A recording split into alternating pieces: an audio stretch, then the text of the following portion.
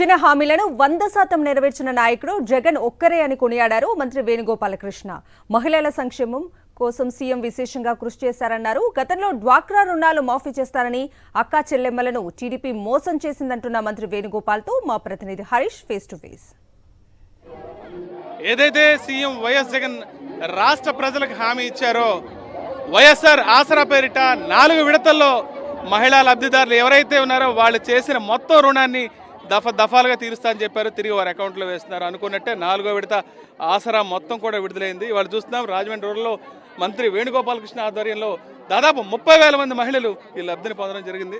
చెప్పండి, ఏదైతే రాష్ట్ర ప్రజలకు ముఖ్యంగా మహిళలకు మాట ఇచ్చారో సీఎం వైఎస్ దాన్ని కూడా నిలబెట్టుకున్నారు.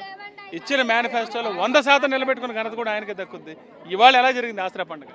ఇది ఆసరా ఒక పండుగ మాదిరిగా జరిగింది. ఇందులో మహిళలు వాళ్ళు చేసిన నినాదం విన్న తర్వాత నా కడుపు నిండింది.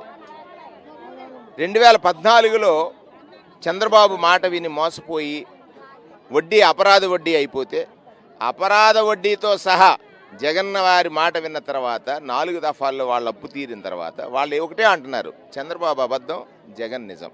చంద్రబాబు అబద్ధం, జగన్ నిజం. జగన్ అంటే నిజం అనేటువంటి వాళ్ళ నోటి వంటి వచ్చినటువంటి మాట విన్న తర్వాత జగన్మోహన్ రెడ్డి గారు ఒక లక్ష్యాన్ని ఎంచుకుని నిజమే మాట్లాడాలి రాజకీయాల్లో అనేటువంటిది ఎంచుకున్నాడు. అందుకే ఇవాళ 10 అబద్ధాలు కలిసి వచ్చిన నిజం ఒకటే పోరాటం చేస్తున్నాను. అందుకే నిన్న సిద్ధం అన్నప్పుడు మీరు చూశారు, మహిళలందరూ కూడా మేము సిద్ధం దేనికి, జగనన్నను గెలిపించడానికి. మేము సిద్ధం దేనికి, జగనన్నను గెలిపించడానికి. యుద్ధానికి సిద్ధమని ఆయన అంటే ఈవేళ 30,000 మంది మహిళలు ఇక్కడ సిద్ధంగా ఉన్నాం, రావయా రేపొద్దుననేటి. ఇక్కడ గెలుపొందినటువంటి తెలుగుదేశం పార్టీ వల్ల ఈ 5 సంవత్సరాలు వారు పడ్డ కష్టాలు ఎకరో పెడతా ఉన్నారు. ఇది దురదృష్టం. తెలుగుదేశం నాయకులకి ప్రజల పట్ల ఎప్పుడు కూడా కనీస గౌరవం లేదా కనీస అవసరతలు తీర్చేటువంటి తత్వం కూడా లేదనేటువంటిది ఈ నియోజకవర్గంలో నేను 22 రోజులుగా తిరుగుతున్నప్పుడు గమనించినటువంటి విషయం. ఎక్కడ కనీసం శానిటేషన్ మీద మాట్లాడలేవు, ఎక్కడ అని ఆయన ప్రభుత్వం మీద నెట్టేసి ప్రభుత్వం మీద చెడ్డ తెచ్చేసి మళ్ళీ లబ్ధి పొందాలని ఒక కుటీలత్వాన్ని వాళ్ళు ప్రదర్శిస్తున్నారు తప్ప ఇంకొకటి కాదు. చంద్రబాబు నాయుడు ఒక అబద్ధమని, అబద్ధానికి 6 తలలుగా ఉన్నటువంటి చంద్రబాబు నాయుడు గురించి మహిళలందరూ తెలుసుకున్నారు కనుకే వారు 2019లో ఓటు నిజానికి వేశారని, నిజం 5 ఏళ్లు పాలించిన తర్వాత ఇంకా బలపడింది మా నమ్మకం నిజం పట్ల.